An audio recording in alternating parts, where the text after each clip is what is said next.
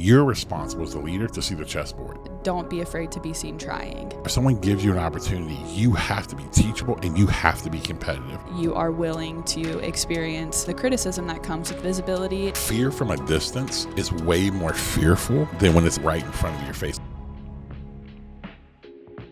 Welcome to the 100th episode of the New Rules Podcast. It's your girl, Breezy, and I'm here with Mr. Adrian Crawford for our 100th episode. Dude, I never thought we would get here. And sometimes I never wanted to get here. Really? Wait. No. Well, I know why you never thought that we would get here, but you know what? This is going to be the topic of our conversation today for the New Rules Podcast. But I do want to say it is exciting. It is, the fact of us being able to kind of for the last couple of years, just go out there and put content out. Last night you sent me the picture of our first set. You know what I'm saying? Shout out to my man Grady, who was, our first producer in the first set. It was just point and click and all that. But and I got to give you your flowers because you have been one of the key catalysts for actually doing this, because there's been multiple times I'm like, why are we doing this? This is stupid. And you're like, no, we are going to do this and we're going to keep doing this. And so we would not have gotten to the 100th episode if it wasn't for you. So I really appreciate that. Thank you. Oh, but okay, so why didn't you want to get here? I think that at times, when you start doing like podcasts and things, you want it to make an impact. You want it to get to the masses or whatever, right? You have in your mind, whatever that looks like. And so when we start doing it, it's just our instant culture. Touring our instant culture, by episode 20, you want, oh man, we got, we have sponsors, we have this and this. And I think as we've gone through it, we've kind of realized what the actual point of it is. So at times for me, I just like, is this like worth it? Because, there's like time and energy, the fact of us, preparing for the content that we're going to do, delivering the content we're going to have. Lauren, our producer, does a phenomenal job with actually working on this. And that's time, that's resources, again, she's very talented. We could put her toward something else that could be like actually revenue generating, instant revenue generating. Lavana, who helps as my EA and also does a lot of stuff with the podcast. It's just a lot of manpower and hours that go into it. So for me, I'm always like, okay, well, what about the instant? But it's not going to the bottom line. So that was at times for me where I'm like, I don't think we're going to get here. We might as well quit because this is just a waste of time and money. Well, I think it's important to talk about because I do think there is a lot of wisdom and even some business principles within kind of how we worked through the process. So it was 2 years ago, and I can't remember why this happened. I feel like we're always talking on and off about starting a podcast again within our network of what we do. There's been a few different podcasts, so we'd go back and forth on which one. Should we do all of them? So we ended up landing on bringing the New Rules podcast back, a little bit more new and improved with a little bit of a different style to it. And when we were going into it, every time we would have the podcast conversation, I would dread it. I was like, oh my God, are we talking about podcasts again? And then we're just going to go back and forth on whether we should invest in it or whether we shouldn't. But I think, and you speak for yourself, but I think you're pretty open about this, that you have a lot of ambivalence on, like, one side of it, you wanted to be able to talk more about the things that you were thinking about, but you felt maybe insert whatever feeling you would say that you're feeling about whether people would want to listen. Yeah. I think I was always, probably insecure that do people actually want to hear this. And then I think, like I was saying earlier, I think there was part of it for me that on the backside of it, that would it go to a certain place from like I said, a viral standpoint. And I think I had to get past that point because I think not every podcast or even things you do has to be, oh, this is the home run. I'm an incredibly competitive person. And so in that, I want to be the absolute best at what we're trying to produce and put out there. But what I also realized was that sometimes being competitive, it's not about like, oh, I've got to be the absolute best podcast in this space ever. It's being competitive toward what your actual mission is. And I think that's what started shifting in my mind is the fact of like, oh no, I want to be the absolute best when it comes to this idea of authenticity, authentic leadership, integration, all that. I want to be the best. And so how do we actually get there? And so that's kind of was like what got my mind like open to actually start doing it a little bit more. So we're having the conversation about starting it. And I will never forget this moment. We were sitting outside at your house and I think it was inside of a group chat. So we were texting about it, and we had started filming, and you brought up the conversation of, I don't think that we should do this anymore. I mean, I think we were maybe like 4 episodes into the new one. And I was like, again, the dreaded podcast conversation. And so I responded, and I was basically like, if we're going to do the podcast, we are not going to talk about stopping it for a year. Yeah. You can't bring it up in conversation. We won't entertain the conversation. If we're going to do this, we have to not talk about stopping it for a year. How did that hit you whenever we first said that? If I could remember, if I remember back to it, honestly, I wasn't like frustrated with it. I knew that it would be like part of like my process. I probably would bring it up, but I knew like if I said yes, okay, like we're not going to stop it, then I may bring it up, complain, do whatever. But I knew that you would help hold the line. Like, no, that's what we agreed to, and do that. And so when you said it, it just felt right. I think this is the right thing to actually do. But I knew it would be difficult just because, again, I think it's just the ride. It's the ride of doing something new. It's the ride of this category we're going into. I was listening to somebody talk about it this morning. I think Mark and Andreessen Horowitz said, like, entrepreneurship and starting something, it's like you live in 2 worlds. You live in it's like literally like ecstasy or complete terror. Like those are only the 2 worlds you live in. And I think that's such a great way to explain it, because when you're starting something new, you're like in this idea, this like euphoric world, right? Because, oh my gosh, we're doing something. It's new. It's that. Or you're like, this is not going to work. And you're in full terror mode.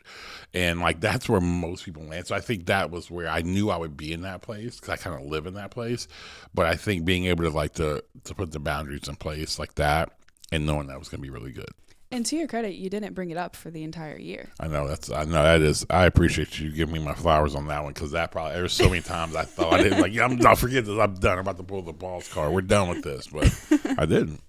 So, what do you think that year of time did? I think what it's done. I think if you go back and listen to like the first one and the first few to now, I think it's actually helped me so much really be very clear and even more convinced of the work that we do and why we need to do it and what the future looks like. Because I think there was always pushback. I think it's made me be more solidified in my belief. Because whenever I would use the word authenticity or whatever, people, because of just their own anxiety, their own views of authenticity, however they want to view it, they would just see it a certain way in a certain manner. They would see authenticity, oh, well, that's just today's culture, self-indulgent, just do whatever. Versus like, that's not what we're talking about. We're actually talking the complete opposite of that. And so it made me have a greater view of my beliefs. It allowed me to actually think deeper about why and how those things actually function and work. I knew they intuitively work, but it made me think about it because now I had to explain it. I think this podcast has helped so much in me being able to clearly articulate that. If you go back and listen to my first one versus now, it's like night and day of like, the beginning ones, I always talk fast. That's just going to be a thing. But being able to go all the way through it, finish thoughts out, sentences out, things like that, I think it's just helped me become a way better communicator as well. I don't think that I became like co-host of the podcast till we were a few episodes in and we changed the way that we were doing it. Because the first one was point and click and you were teaching a topic. And personally, I feel so embarrassed.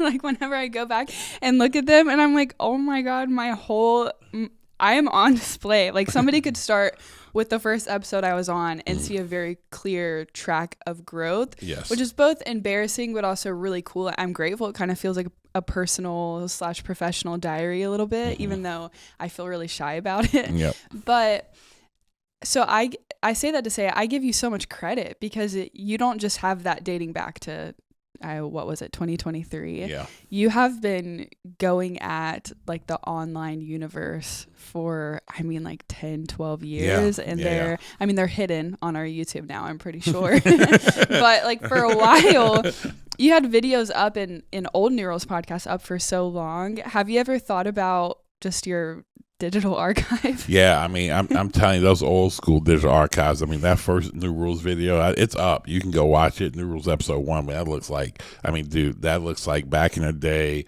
like when the terrorists would shoot the video in a cave. Like it literally, No, it did look like like that. I was like straight like low-key terrorist video. Like we're about to ask for a ransom or something with the quality of grainy footage, whatever.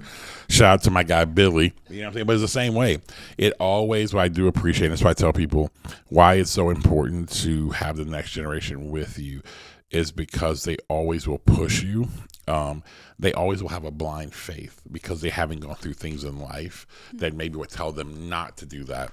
And I think sometimes we can just lean on, well, this is wisdom, but sometimes, no, you need that push. And Billy was the first one. He's like, man, listen, we're never going to have the right equipment. We're not going to have stuff. We just got to go. And then even that was a lesson I learned, that you just start and go. Because by episode 20 of that one, next thing you know, we started, it was just literally an iPhone like 5 or 6 or whatever.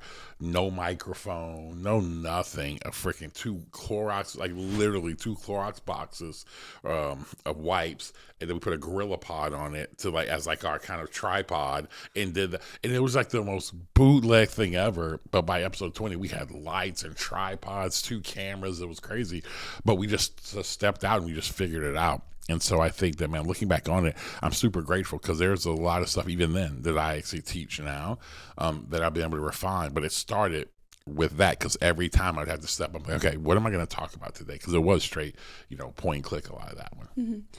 How do you think that doing a podcast on authenticity has made you to be more authentic?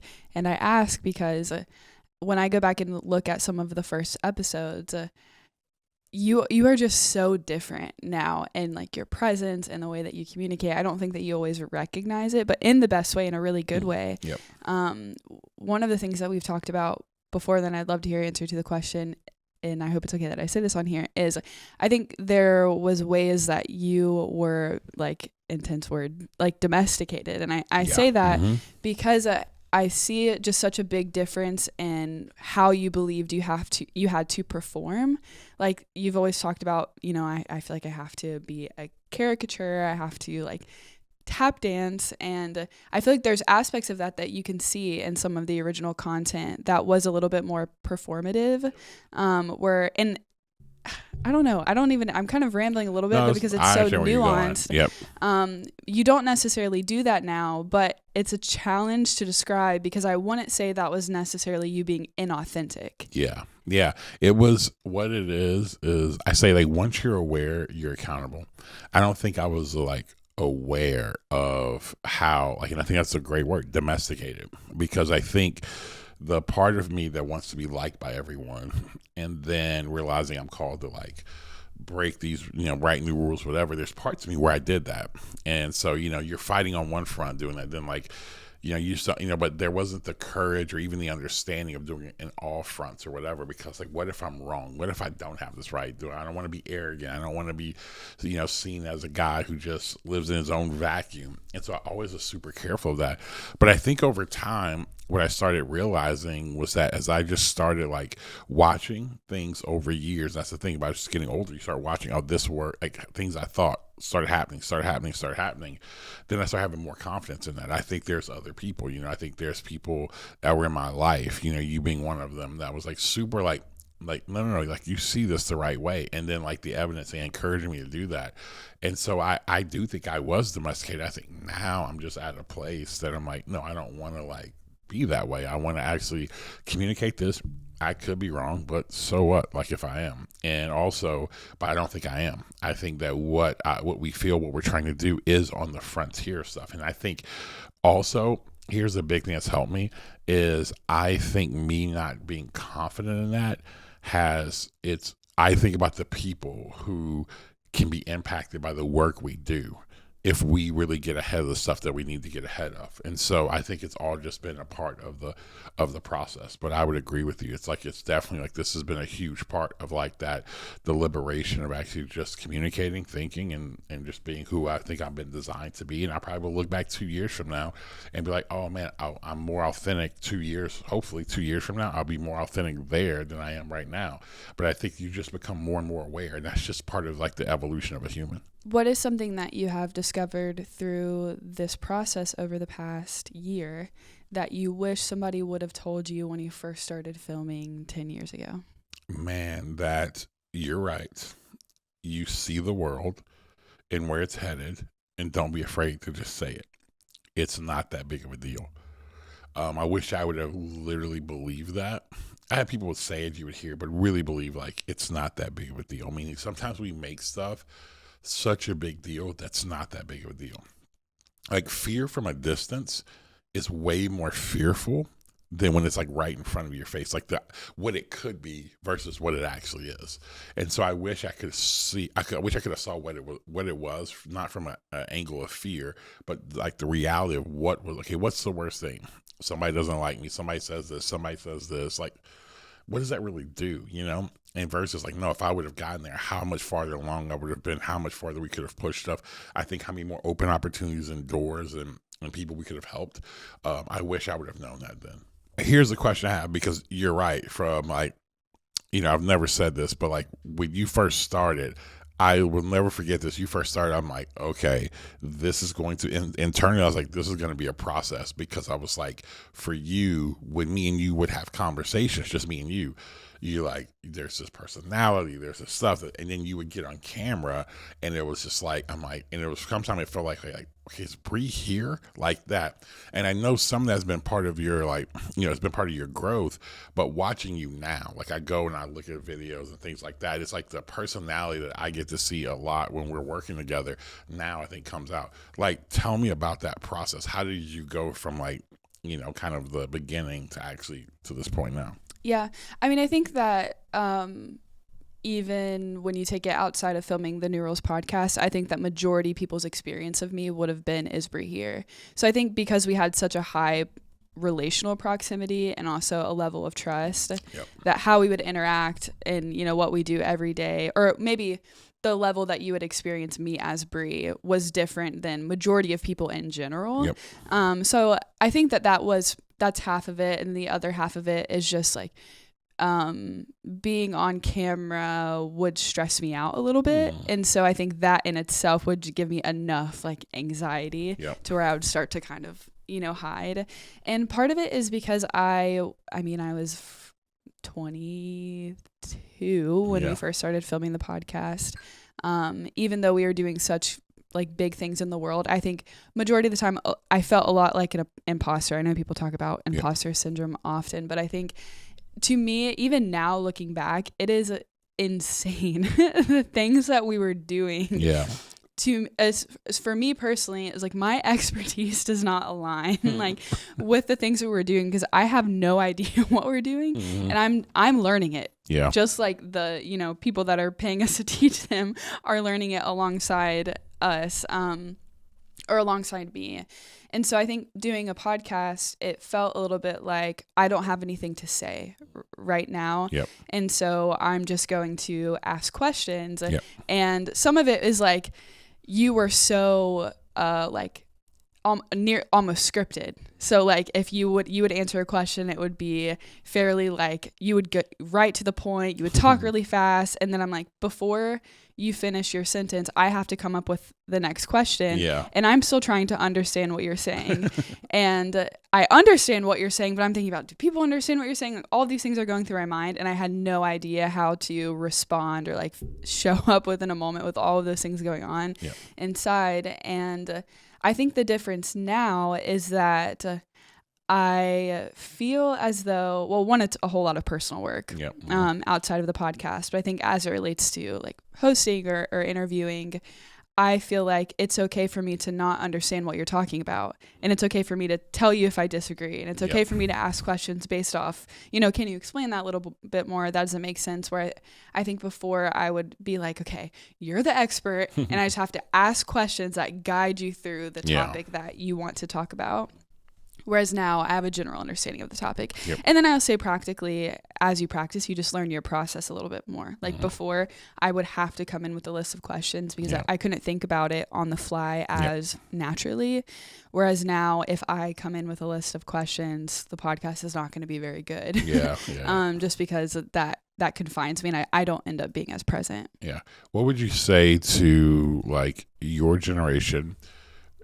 Because sometimes I feel like your generation doesn't take risk. Like it feels like everything has to be, you know, if I have a guarantee that these things are happening, right? Like example, you sent me that clip from Simon Sinek that I thought was great about how this generation, like, you know, my generation would prove the work, prove that they could do the job, then ask for a raise.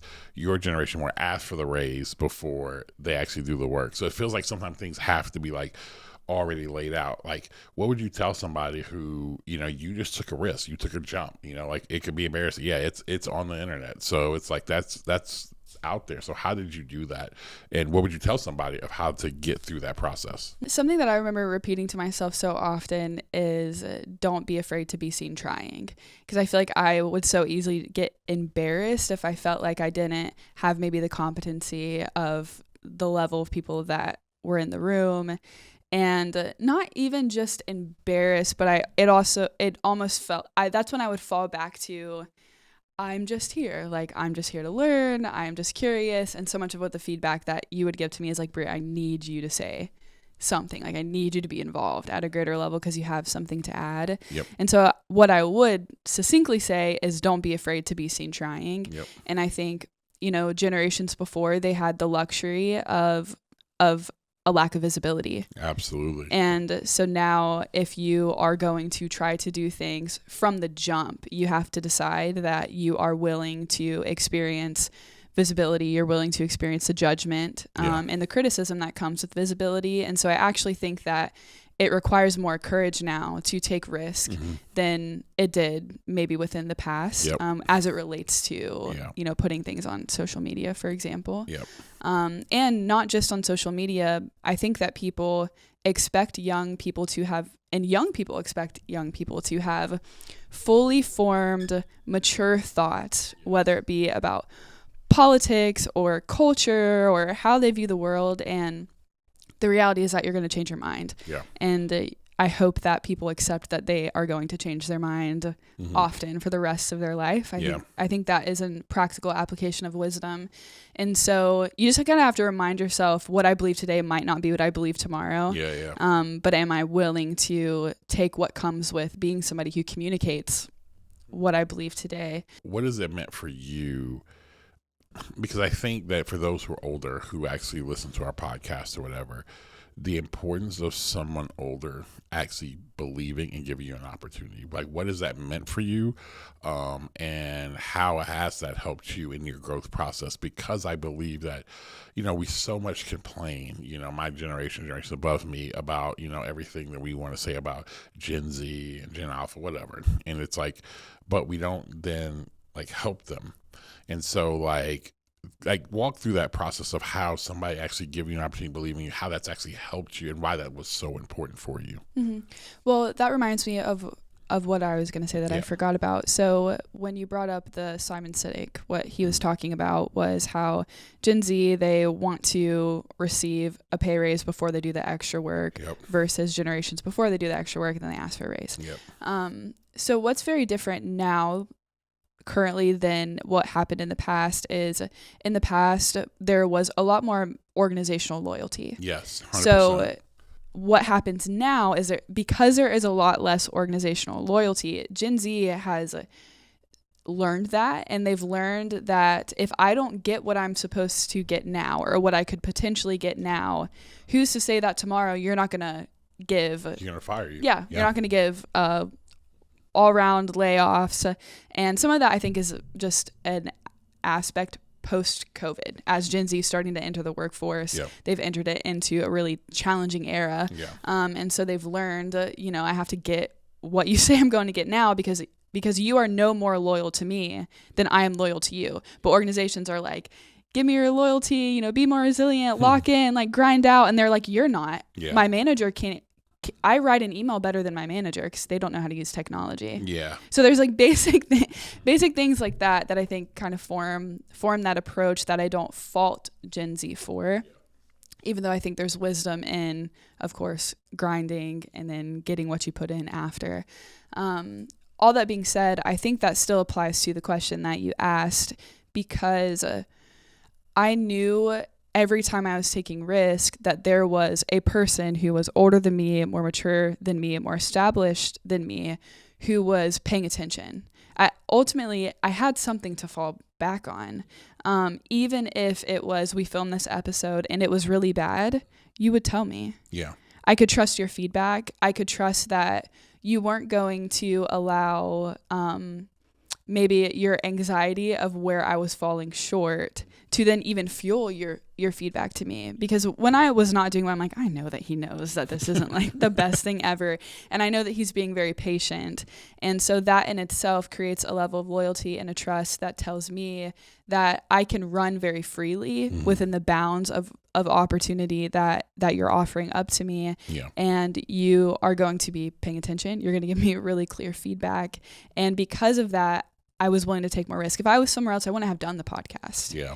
I would have been like, I'm not doing that. That's too, I feel too stressed out about it. I don't know how to figure out what's good or what's not good. Maybe I don't trust your feedback. Yeah. I think that if me not doing a good job is going to make you stressed out. Yeah. And then you're going to form your feedback to me based off of that. Yeah. Then what will truly make it better? Does that make sense? No, it makes complete sense. And I think that it is important for people who are leading, and I know we were talking about age, but I said even people who are leading, is that if you're going to give someone an opportunity, you have to go into it with your eyes wide open. You have to go into it counting the costs. You have to go and seeing the entire chessboard and saying what was the part of it. Because the one thing I've never really have shared with you was the fact of when I would sit and have conversations with you, you have been like this person that's been like, for your age, has been like a great, I think, you've been put in my life to be like this, like kind of like person that's like with real wisdom that just kind of like understands me, doesn't try to change me, but understands how to help like guide and see things and whatever. And so I would hear that wisdom when me and you would be talking, working through stuff. And I would be like, no, like that needs to get out there, like to people. And so I knew being able to allow you to actually develop that was so important, because it wasn't just about being on camera.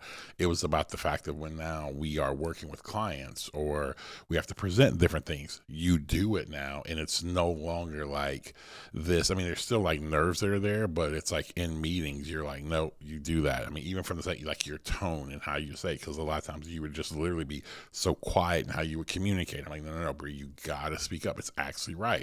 Even if it isn't right, that's fine. I can always come behind and cover it. And so watching you now develop that, and then I think one of the biggest markers of that is when we were having one of our sessions, we were doing Ghostwriter, and somebody who, shout out to Dr. Farah. Love Farah. I know he was in there, and that's one thing. He like gave, because you sat in that room with these like 8 to 10 guys who's doing this cohort, and he was like, we were doing call ups for people, and he gave you one, and he was just the idea of the wisdom you have for the next generation, not only for men, but like, okay, with women that are out there and that being needed. And that probably wouldn't have been said 2 or 3 years ago, but it was this reality that you had the ability to go in there and to speak up. So again, I want to tell everybody out there, if you're developing people, you're responsible as the leader to see the chessboard, and you're responsible for their development. And if you say you want to develop them, then you're going to have to work through what that looks like. You're going to have to work, okay, it's not going to be great at the beginning. They're going to make mistakes. You have to be the person to factor in and make room, and you have to build a structure that has allowances for their mistakes. It's kind of like an athlete. When they're learning something new, they're going to make mistakes. So you have to be okay with that. You cannot expect perfection early, and you have to do that, because in the end, you're going to get the best, because you want them to keep trying, keep pushing, and going from there. So I really think that's important. Yeah, I don't think that I would have gotten to the point now where I can communicate daily, whether that be in relationships, whether that be when we're doing a client call, without the podcast. I think that 100% has developed me to be able to on the fly communicate thoughts, feelings, competencies, directions I think that we should go in, all things that existed within me. Like I had thoughts and opinions about all of those things, but I had no idea how to close the chasm between what I was thinking and what I was feeling, and how to communicate that to other people in a way that truly moved us forward. And I would 100% credit that to the podcast. And I think that I was willing to take the risk because I knew that you were taking a risk on me doing it. And I also would say that one of the things that you did know and what made you more willing to take the risk, I would say, is you also saw how diligently behind closed doors I was competitive. Yes. And I was so intensely working towards navigating my own insecurities. Like that was just a daily consistent thing for me. And so I think that you trusted that the process would lead to something, and that it would actually take us somewhere. Yeah. And I think that's really important. I think for those that are, who may be like learning and growing, you have responsibility too. I think so many times that's where, I think there's a two-way street. Even what Simon Sinek was talking about in that part. And I don't know if he even got there, but like, here's my thing. It's a two-way street. If you want loyalty, you have to show that, but also like you have to work. The person who you're working for, they've got to know that you're going to be willing. If they're like, they have to understand that you appreciate the risks they're taking in you, versus being, oh no, they just should do that because I have all these ideas, because like you've not really proven anything. And a lot of times people want access, they want a platform, or they want whatever, a salary based off of potential, not what they've actually been able to produce. And again, potential is great, but I always look at, does somebody have potential, but then also are they teachable and are they competitive? Because if you have that, then I'll risk on you all day long. But if you don't have that, I won't, because here's what I know, that I know how tough it'll be, and I know you'll quit, and I know you won't get through it. And so you'll stay at a certain level. And I'm not willing to put in, maybe at a lower level I will, but at a higher level, there's no shot. And so I think that is so important for people to understand, that if someone gives you an opportunity, you have to be teachable and you have to be competitive. And that's one thing I did see, where I knew how much you would work, how diligent you would prepare, how you would get your mindset ready for being able to go on there on the podcast, even though during that time it wasn't at the level it's at now, but you were preparing for it being at the level that it's at now. And that's what you look for. I always tell people, you prepare yourself for where you want to go. I believe your preparation speaks to the level of faith and the level of expectation you have in whatever that you're doing. If I don't see preparation, hard work, competitive stuff, then I know that you really don't have you may talk that, but you really deep don't have an internal belief or an expectation to be that what you're going to do is going to be at a very high level. Yeah, that's really good. I think another thing for me too personally was that I've never been the person who like wakes up and I'm like, I want to impact thousands or millions of people, and I want to be like a keynote speaker, a communicator, and I want, to be in front of the crowd or like in front of the camera. I'm not against that necessarily, but that's not something I know people who that's what they deeply desire within their life. That's just not me. So like even now, whenever I have to do like teachings, or I just don't care about being a good teacher in terms of being a good communicator in that sense, like somebody with a mic. Yep. And the only reason why I do it is because I know that it's a hindrance to the mission. It's like I care about the mission being accomplished. Yeah. And so if I need to learn how to do these things in order to make sure it's pushed forward, okay, I'll do it. Yep. But it's definitely not something that I've ever really desired learning how to do. And so I think that was always a part of it too, where I'm like, what am I even doing right now? I don't even care about this thing, but I understand how it could be a hindrance to the mission, and I care about that above everything else. And so I'm more willing to deal with my own fears and insecurities, because I see how it costs everybody else and costs where we're going if I don't if I don't do that. Well, I think that's a good point of where I think people do get hindered in their development, is because if your development is only about you, I say this a lot, so it's only about you, you're going to be limited, because there's only so much you're going to sacrifice if it's not bigger than just yourself. There's only going to be so much you're going to be willing to do. You're going to be willing to suffer, sacrifice for. That is why I think you have to have a greater mission to actually fully walk in the fullness of what you actually can do, because that's what pulls you out of it. It's that whole Phil Knight, don't find a job, find a calling. Because then he goes on to say, when you suffer, he's like, jobs, you'll quit on a job when it gets tough. A calling, you won't. you'll fight through it. And those difficult things that you fight through when you know it's the right pathway will just develop you into a better man, a better woman, and better, a better citizen in society, a better leader, better husband, father, on and on. And so I think that's like super, super important.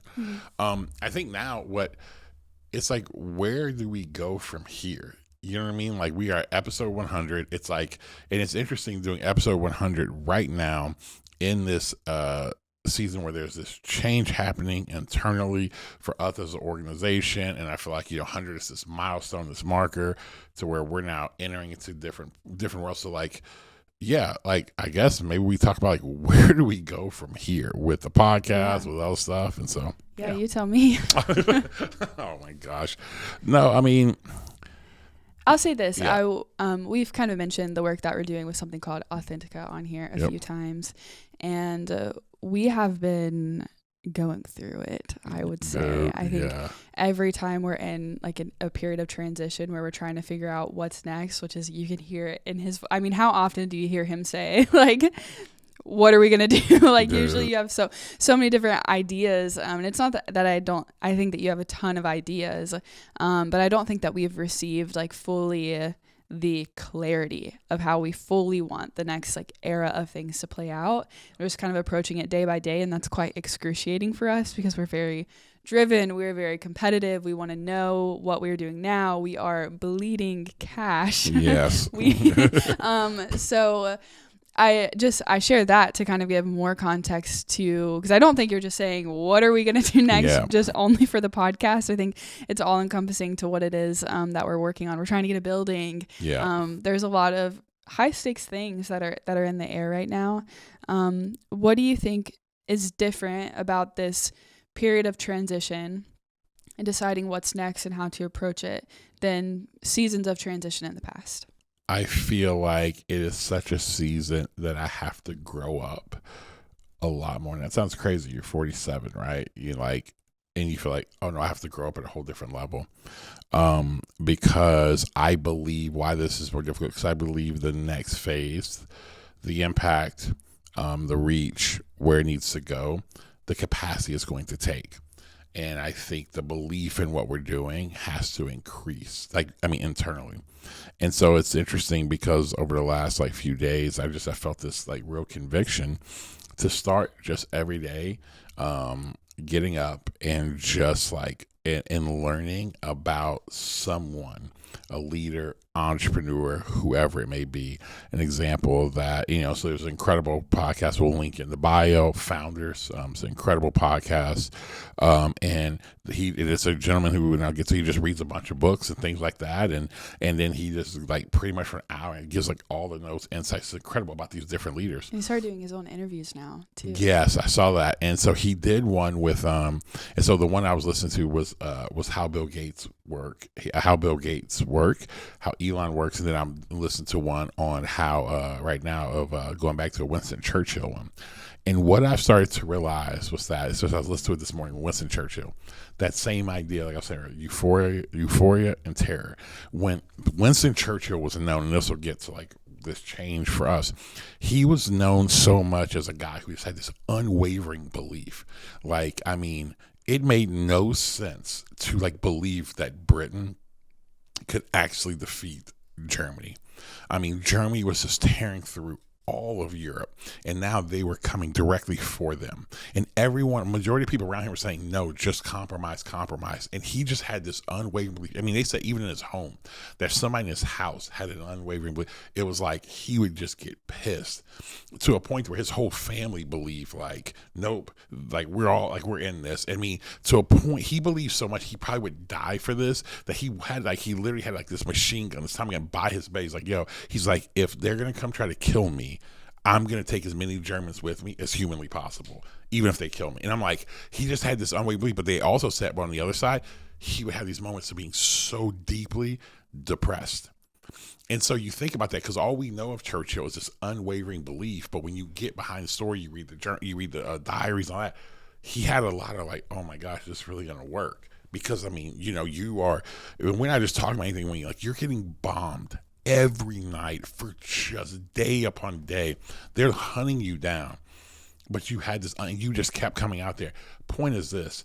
I believe in where we're headed. It's that type of unwavering belief, but also it's given me this idea, but I'm going to have these moments, and we're going to have these moments of just outright terror of like, what if it doesn't work? Like you're saying, we're bleeding cash with the hope of this thing could work. I mean, we had a very profitable thing, a business that we were running, and we're taking a gamble that this business kind of model was going to end up like not really going. And honestly, that we weren't supposed to do it anymore. Most people say, well, that's dumb. Why didn't you do it? You were making so much money, so much profit. Now you're doing this and the profit's down and all that.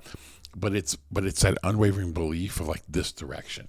And I think sitting on there, so anyway, all that's a lot to say that I just think this is such an important season because I believe the work that we're supposed to do in this next season is so much about impacting more and more people. But to impact those people in a positive manner, your capacity has to grow.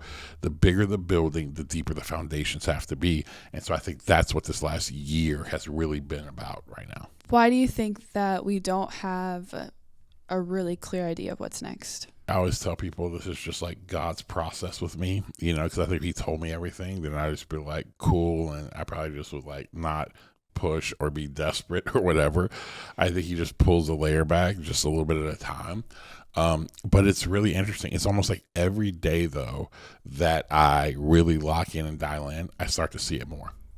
I really start to see it more. Like even last night, it was like yesterday. Like I'm like frustrated all day, and then like I'm at home, I'm frustrated at home, and then last night I leave and I meet one of my friends who he's a good friend. I'm actually up in coaching. And we go to a cigar spot, and I'm just talking to him. I'm helping him, but then we're just talking. And then another part of it unlocked for me last night. And I'm like, oh, and I'm telling you, it's like that almost every day. I told my friend, Marquise, shout out to Fuma Cigar Social. Like, I know we need to get them to sponsor the pod. Like, every time I go, my dog Marquise, I told him, like, Marquise, we're going to do something pretty significant, I believe. And when we ride, like, Fuma will be marked in this because I'm telling you, I go into Fuma. It's been the last, like, 2 or 3 weeks. I go in there almost probably 5 days a week. And it's like, and I know it's been crazy. You're not supposed to do that. I know, but I've been in there so much. I just told on myself. Yeah, but I've what been. The heck? I know, but You've been telling me hold on, no, wait, no, we have this whole thing where he's like, I'm only gonna go this number of times a week. Don't let me go more than this number of times a week for his health. And you just told me that you've been going 5 days a week. Well, I haven't. Okay, maybe his health not. is okay. It's just like the smoke every day. Yes, it's maybe not as 5. I mean, it's been a lot. So and to clarify, like you don't smoke every time. Yeah, no, I'm in there. No, it's good. But here's the thing though. But sometimes there has been like multiple it was about a good 7-day stretch I did. But anyway, but here's the thing though. I know it was, but. Hey, listen, hold up. So we'll talk about this off camera. Listen, okay. Winston Churchill smoked 20 cigars a day. Now, I'm not saying I'm Winston Churchill because I am not, and we're different human beings. But he smoked 20 cigars a day, which is insane. I don't even understand. I smoked one, and I feel like I did like a freaking 48-hour like cocaine binge. How do you do 20 a day? I don't know. And would drink all day. Anyway, back to what I was saying. But in that moment, I told him, Marquise, I'm going to end up being here and writing about it because I really feel like I just get such clarity. But it's the layer being pulled. I think I get clarity when me and you have to deal with the brunt of the first part of it because I'm just wrestling with it. I'm like, this sucks. This is stupid. We're wasting our time. Let's just quit. We're all done. And then it's like, you're like, I'll have this idea, and I'll be like, I don't think that's it. And you're like, oh my God. Yeah, I know. I'll have this idea. I'm like, this is it. And you're like, well, I don't know if this is really clear. And I'm like, I feel like this is it. But this is just the process of it. And I think it's becoming more and more clear. And I do feel though personally that we're coming up to a place to where like it's really, I feel like over the last like week, okay, this is really locking down where we're going. And then it's like, okay, we're going this way, we're shutting the door, we're throwing the key away, and we're going to go this way. If it's right, wrong, whatever, we'll adjust. But we have to pick a way, and that's the way we're gonna go. As it relates to the podcast, I'd say that we have grown just in such a strong and unwavering belief in terms of what it is that we're building towards with Authentica, human design, human purpose development, solving the leadership crisis. And we believe that we're at a very pivotal moment in building towards that. Yep. And so as that relates to the podcast, I think where we're at right now is we keep doing the podcast. And it sounded like I was about to be like, We can't do the I podcast know. Yeah, you anymore. want to drop a bomb. Lauren's like, oh my God, I'm fired. Lauren's like, I ain't got a job. Here we go. Don't worry, Lauren. We have lots of jobs you could do. No, but I think that we approach the podcast a little bit more like a digital diary. Like we talked about a few episodes ago. We feel a responsibility to make sure that we're documenting the things that we're thinking about and the process that we're working through. And there's no better way to do that than the podcast. And it truly requires such a diligence and a confidence and a wrestling that I think there's just so much wisdom in us putting this on display too. No, it is. And I think that's what, so kind of going back to the beginning, like starting the podcast while we're doing it, I think there's been a couple things that have happened. One, it's allowed us to get more clarity. I think two, it's developed both of us, in different ways. And I think the third thing, what it is, it really is a digital diary. It is just the fact I think we're going to be able to look back. And when people are gonna, I think in the future, they're gonna look and say, "Oh man, where did this group come from?" And they'll be like, "Oh no, we've been doing this work for a long time, and it's just this is how it is." And that's what I've always wanted. I didn't, as much as I wanted in moments to have this platform, the one thing I wanted more is I wanted to be a human with something to say. There was substance behind it. I think we have way too many people saying stuff. There's just no substance behind it. There's no real wisdom behind it. It's not weighty at all. It doesn't move anything. It just sounds, it sounds fine. It rhymes. There's it's something you can kind of, but it does not move a human being. And I think that is what we are building. I was thinking about some of my favorite things, you hear people, when you get people come up to, oh yeah, I listen to the podcast, I do this, but someone who we both know and love, our boy Sebastian, I was with him in Philadelphia. And so, he's an executive with the Philadelphia 76ers. And here's what he told me. We were together out of nowhere. He's like, man, I was talking, how you doing? What leadership? I was checking on him. He's like, dude, I wanted to tell you, I went back. I started going back from episode 1. Oh my God, that's so embarrassing. I know, from episode 1. And I went through and listened to all the stuff, podcast. He's like, there's been a few people that have come up to me in Trader Joe's and they're like, I've listened to every episode of the New Rose podcast. I'm like, oh my God. I know. And what he said was this. He was like, man, I went back and I listened to him. He's like, because as I'm working, I'm realizing the stuff that I just grew up in, I thought that was normal of how people are taught, developed, whatever. And it's absolutely not.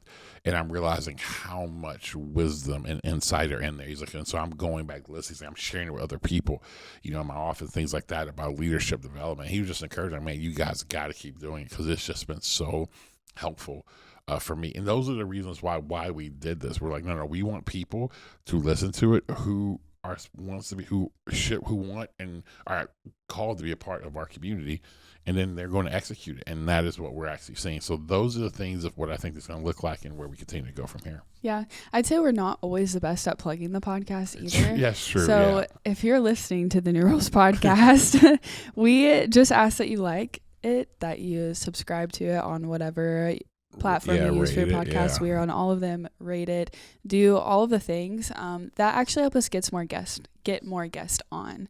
And I think more than anything, we would just like to know what you want to hear about. Yes. Whenever people engage with us, that's one of the first things that we usually ask them is, what would you like to hear us talk about more? And so we love to hear everybody share that. Yeah. Make sure, if you're listening, I mean, again, I know you have connections, whether it's via Instagram, TikTok, some of you personally via, having my phone number, email, whatever, and having connections to Bri.